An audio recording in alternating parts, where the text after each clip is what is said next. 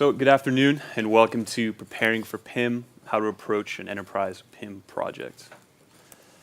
My name is Adam Beatty and I'm an Akeneo functional consultant. I'm happy to be here today. So happy in fact that I flew all the way from Boston yesterday just to be here. And I also came for the bread and the wine, of course. So I'm a member of the Akeneo Professional Services team, and the PS team, as we call ourselves, our job fundamentally is to help customers realize the full potential of their PIM. So in the last 4 or 5 years, we've worked on hundreds of projects in more than a dozen different countries in the B2B and the B2C spaces. So we've seen a lot of PIM projects. And from that experience, we've gained a lot of insights. And so today, I'm going to share those insights with you so that you can take them back and use them yourselves. So these key insights, they're not technical and they're not related to the system. They're more functional in nature.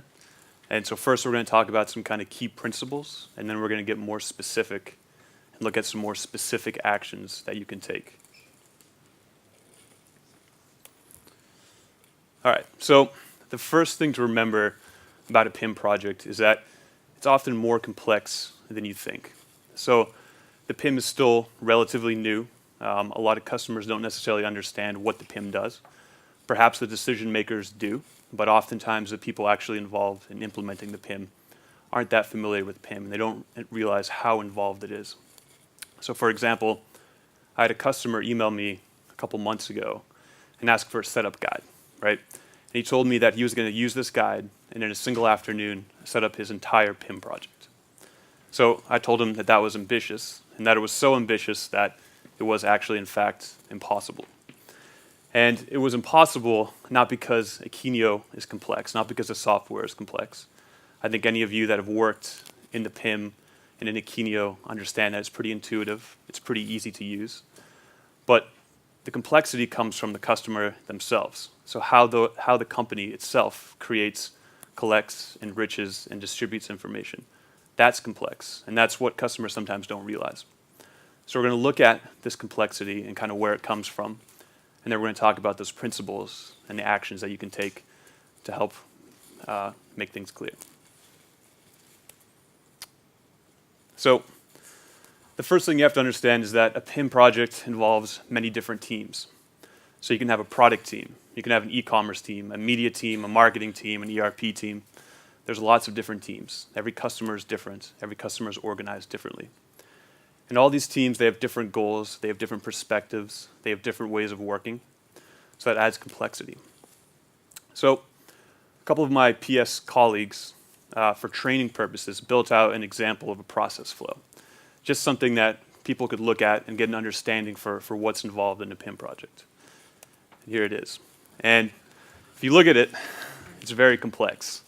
So even myself, and I see a lot of PIM projects, it took me a few minutes to look at and to really understand what's going on. And it's not because it's a bad example. It's actually a great example. So the two consultants that did it have been on dozens and dozens of projects, right? And this is kind of the best generic example they could come up with. And as you can see, there's a lot going on. It's more complicated to enrich your information than many people realize. So the next area we see a lot of complexity is the PIM ecosystem. So Akeneo kind of fits into the middle of this very diverse group of systems. You can have your ERPs, an OMS, a PLM, a DAM, you have your e-commerce, marketplaces, a lot of acronyms that get thrown out. And then you get my favorite, which is the custom homegrown system that only 1 or 2 people in the enterprise actually understand. So all these different systems, right, they all have their own life cycles. They all have their own requirements. They're all unique. And they all have their own upgrades, and they're all phased out at different times. So it's a constant moving area. And this, again, adds complexity. You have to consider all of this. You have to see what's coming, what's going, and you have to understand where Akeneo is going to fit in that ecosystem. So then the next area we see is that today many enterprises, they operate internationally, right? And there's also multiple brands.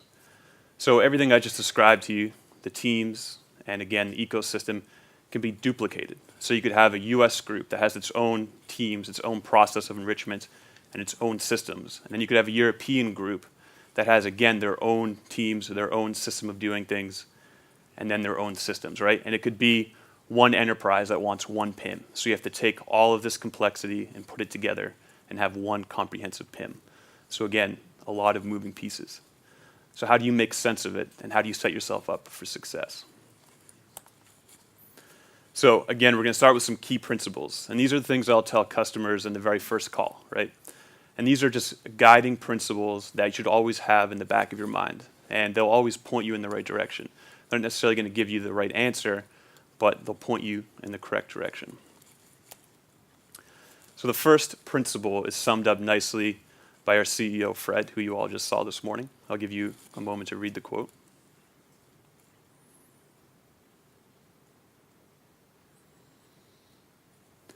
And so I chose this quote for two reasons. Number one, quoting my CEO in a presentation makes me look good.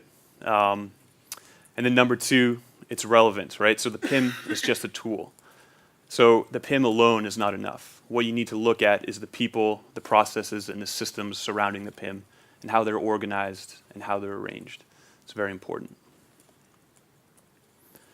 So the next key principle is that you must focus on Julia. I think you're all probably familiar with this concept of Julia right now, the marketer that's providing your customers with quality product information. So Akeneo was really built from the ground up by our founders to make Julia's life easier, right? So that she could provide the best product information possible to customers. So you always want to be thinking, how can we make her life easier? And again, if you're doing something, you want to think, are we making Julia's life more difficult? And if you are, you want to consider perhaps an alternative way of doing it. So always focus on Julia first. And then the integration, the customization, and the migration, that has to come second. I know that can be tricky sometimes because you could have a deadline, right? You're trying to get your data in there, you're trying to do your migration. But you have to understand that maybe saving yourself a little time during the initial project, it could downstream have impacts that could affect how your customers receive product information. So Julia always has to be first and foremost. So the next key principle, the last one, is that the PIM should be agnostic, all right? So Akeneo, we like to say that we're friendly with everyone, right? We can integrate easily with lots of different systems. We're open source. But our best friend, again, is always Julia. So don't build your catalog structure around other applications. I know it's often easy to say, I'll just take my ERP structure and dump it into the PIM. Now, sometimes the ERP structure can inform your PIM structure, but the ERP is a different application, has different goals than a PIM. So you want to look at the structure of your PIM just for Julia, right? You want to be agnostic about it. So I have an example. I had a customer, they were using an OMS system, right? It was 20 years old. And the manager of the OMS system was in my workshop. And he told me that because of unique requirements of this OMS system, we would have to duplicate every single SKU in Akeneo 50 times, right? And this was for a downstream requirement. I believe it was a reporting requirement. And I had to argue with him and tell him that this wasn't correct. Because essentially what he was arguing was that they needed to turn their product catalog, which was 100,000 SKUs, into 5 million just for this OMS system that they were trying to phase out anyway, right? But from that guy's perspective, from the IT manager who worked in that OMS system, it made sense. Hey, this is how we do business now. Let's just push that into the PIM, right? But you need to make those hard decisions. And fortunately, they did. They saw the wisdom in my debate. But you want to make sure that you're not compromising the PIM just to fit your other systems. All right. And again, if you think about Julia, right? 100,000 SKUs, that's a lot, but it's manageable. But 5 million, right? That's a nightmare. So, all right. So now we're going to go over some of the specific actions that you can do to set your project up for success. So these are kind of key things that should be in every project. First one seems obvious. Have a strategic plan. Again, a lot of customers aren't that familiar with the PIM. They might purchase the PIM as part of an e-commerce migration or upgrade, and they'll realize that they have poor data, and they'll say, hey, let's get a PIM, let's solve that problem, right? But they're not actually used to a PIM project. They don't quite understand how involved it is. So it's very important that before you even begin your project, that you investigate, you understand and explore kind of what your underlying problems are, right? There's always issues. So you might see that you have poor data, but you need to investigate and understand why. And then you need to have a plan. And you also want to have a determine an ideal end state. So you want to think about, hey, what do I want my PIM, and what do I want my product enrichment process to look like in 6 months, in 1 year, in 5 years? So always have that in mind. And then you need to understand your resources, right? So there's always time, there's always money, and there's people, right? So you're always limited. So you want to map all of this out, understand your resources, and then build a plan. All right, and then the next step is you want to build your team. So you want to properly identify all the stakeholders. There's often more than you think, right? So it's not uncommon for the consultants to come on site and we'll just have the IT team there and maybe one representative from the product team, no one from the ERP team or the media team. And it's common for us to ask, who understands this information? Who understands this process or that process? And they'll say, oh, that's another team, right? But they don't understand it themselves. So we'll say, hey, get those people here. We need them. So you always want to look, as you begin your project, who's going to be impacted by the PIM. Doesn't mean it's necessarily just the people that are in the PIM itself working there, but it can be people in downstream or upstream systems, right? People providing product information. So you want to make sure that you identify who those stakeholders are, and you want to talk to them too, right? Because they could be having their own issues that could impact the project that you don't even know about, right? Because everyone tends to work in silos. So early on, you want to get all the stakeholders and talk about the PIM and kind of get everything up in the open. And again, this often helps prevent surprises, right? So sometimes people think something's easy, and then they start bringing in the correct people, and they realize, oh, it's a much bigger deal than I thought. And again, this also ties into change management, right? It's very important. If you're Julia, or if you're someone in the ERP team, and you've been doing things the same exact way for 5 years, and someone comes in one day, a stranger from Akeneo, and says, you're doing it all wrong, do it this way, right? You're going to be resistant to it naturally. We all would be.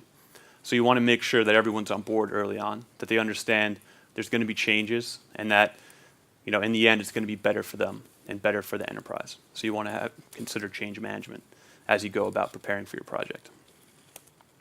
All right, so the next action, optimize and fix. So a PIM project is a great opportunity to fix your PIM and your product enrichment process.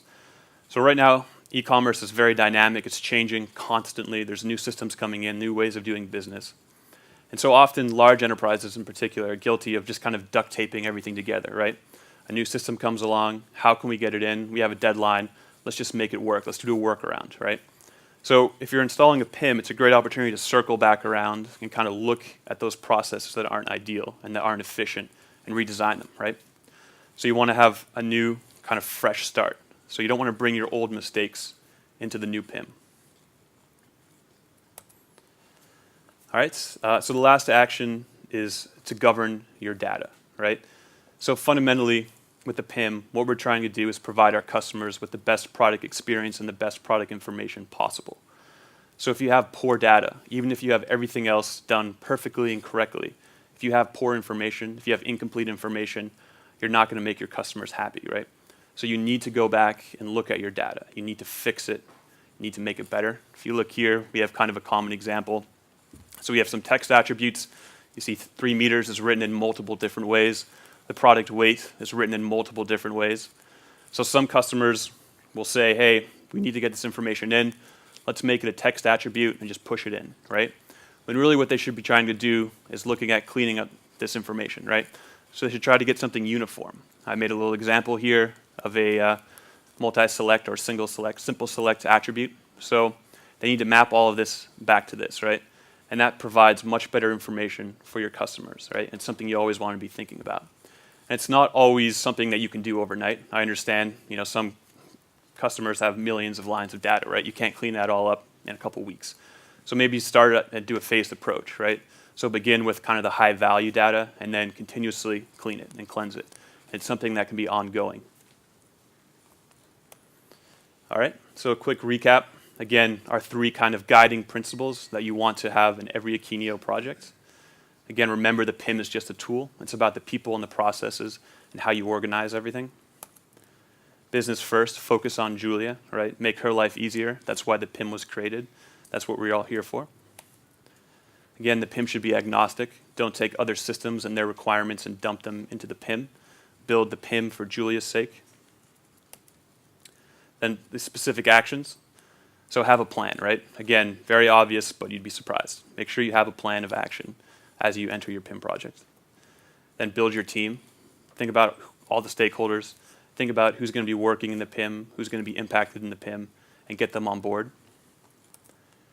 Optimize and fix, right? Clean things up. Try to get the processes working as efficiently as possible. And then govern your data, right? Again, provide your customers with the best information that you possibly can. And all of this applies also to existing Akeneo customers, right? So the PIM is never done, it's never complete. You're always getting new product information, new products. No one really knows what's coming in 5 years, right? There could be new applications. So all of these principles and all of these actions, they still apply. And you should still go back and look at your data and look at your teams and look at your processes and always be looking to improve whatever you can. Thank you.